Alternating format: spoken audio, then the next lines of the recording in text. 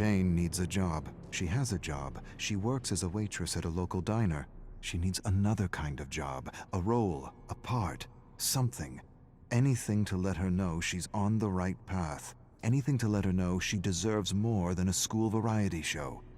Acting is a fool's pursuit, 1 in a billion, her father says. Her grandfather agrees but adds, those who have the courage to follow their dreams have a 99% chance of being that 1 in a billion. Have courage. Courage will put the odds in your favor. Jane loves her grandfather and wants to make him proud. Wants to show him he's right. I'll be that 1 in a billion. Mexican waitress speaks in Mexican and English with a Mexican accent. Who wrote this? Mexican isn't a language. Doesn't matter, you get the gist. Her face grows warm with frustration. The accent isn't necessary. Why? Why the accent? Why can't it just be waitress? Waitress who speaks English? Why does the script need the waitress to be Mexican? Why is this important to the scene? Jane stares at the director, trying to understand his needs.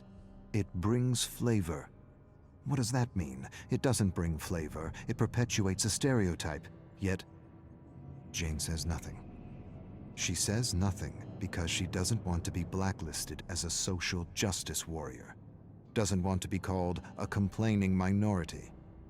With a slight Spanish accent, she finishes the audition. Jane shares a beer with her friend Dwayne. Dwayne tells her how a creative executive hired him to be the co-writer of his terrible script, to be the spokesperson of his terrible idea, to validate his insensitive cultural appropriation of an African-American story. The creative executive wants to make a minority film because it's a fad, the quickest way to be recognized, the fast track to fame for a hack. Many writers told the hack his script was wrong on so many levels, badly written, disrespectful, boring, insensitive.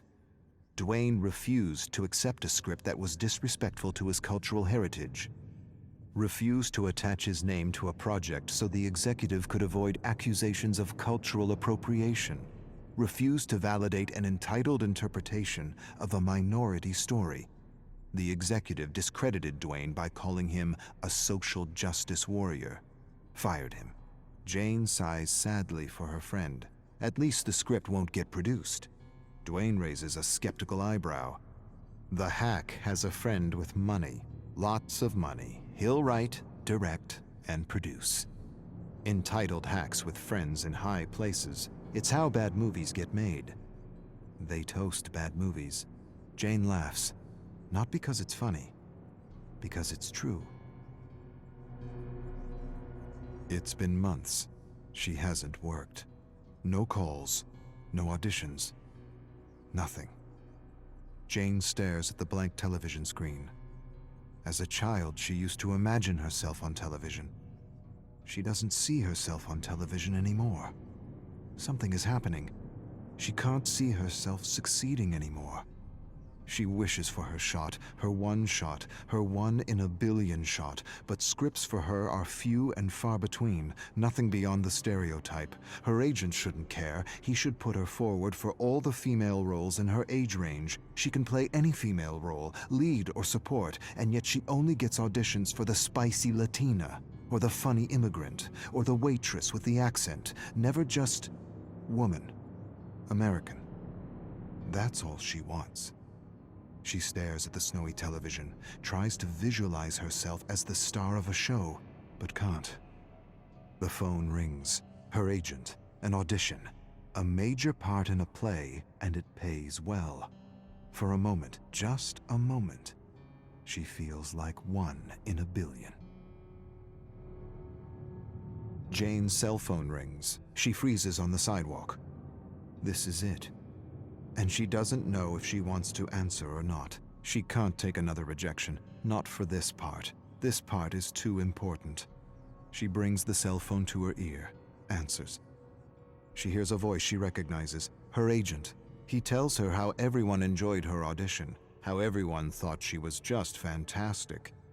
He goes on about something else. She waits for the but, the proverbial but, 1,000 compliments negated by one single, all-destroying "but." It doesn't come.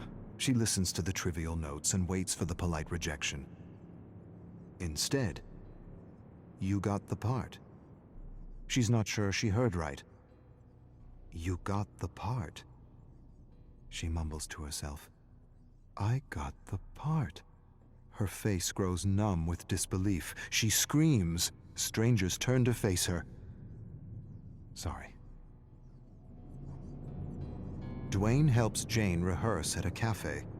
They take a break and he tells her the hack is now doing a Chinese story and is desperately searching for a Chinese writer to validate his most recent abomination. Jane laughs. Hacks with money, it's how bad movies get made. She tells Dwayne things are going well with the play. She doesn't have to do an accent, doesn't have to wear a miniskirt or perpetuate a ridiculous stereotype, doesn't have to do all the stupidities she had to do in the past. This is a real gig, a meaningful gig, a gig she can share with her family.